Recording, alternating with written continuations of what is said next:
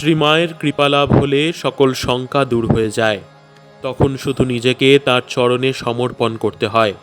যা কিছু জ্ঞাতব্য তিনিই জানিয়ে দেন। এই বিষয়ে তুরীয়ানন্দজি যথাক্রমে 1908 ও 1919 সনে লেখা দুটি পত্রে বলছেন, শ্রী শ্রীমার কৃপালাভ করিয়াছ, সুতরাং আর ভয় কি? এখন আনন্দে ভগবানে আত্মসমর্পণ করিয়া নিশ্চিন্ত থাকো। মঠে আসিয়াছিলে, শ্রী শ্রী মাতা ঠাকুরানীকে প্রণাম করিয়া তাহার কৃপা লাভ করিয়াছ, জানিয়া বিশেষ সুখী হইলাম। তাহার কৃপায় সকল বিষয় জানিতে পারিবে। গুরু ইষ্ট অভেদ এই তত্ত্ব তিনি কৃপা করিয়া জানাইয়া দেন।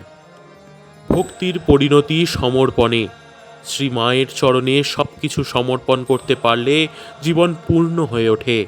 একথা তুরীয়ানন্দজি মনে প্রাণে বিশ্বাস করতেন। এই প্রসঙ্গে একটি পত্রে তিনি যা বলেছেন সেটি মনে রাখার মতো।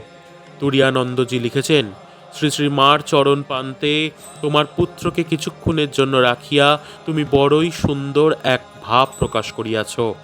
এই রূপেই স্ত্রী, ধন, জন, এমনকি নিজেকেও তাহার পদে অর্পণ করিতে পারিলে জীবন ধন্য হইয়া যায়। ভক্তের বাঞ্ছা ইহারা আপনারাই পূর্ণ করিয়া থাকেন। শ্রীমাকে তুরীয়ানন্দজি কি দৃষ্টিতে দেখতেন তার সম্যক পরিচয় পাওয়া যায় শ্রীমা সম্বন্ধে তার এই উক্তিটি থেকে। কি মহাশক্তি জগতের কল্যাণের জন্য রয়েছেন। যে মনকে আমরা কণ্ঠদেশে ওঠাতে প্রাণপণ চেষ্টা করি, সেই মনকে তিনি সেখানে রাধু রাধু করে জোর করে নামিয়ে রেখেছেন। বোঝো ব্যাপারটি কি। জয় মহাশক্তি।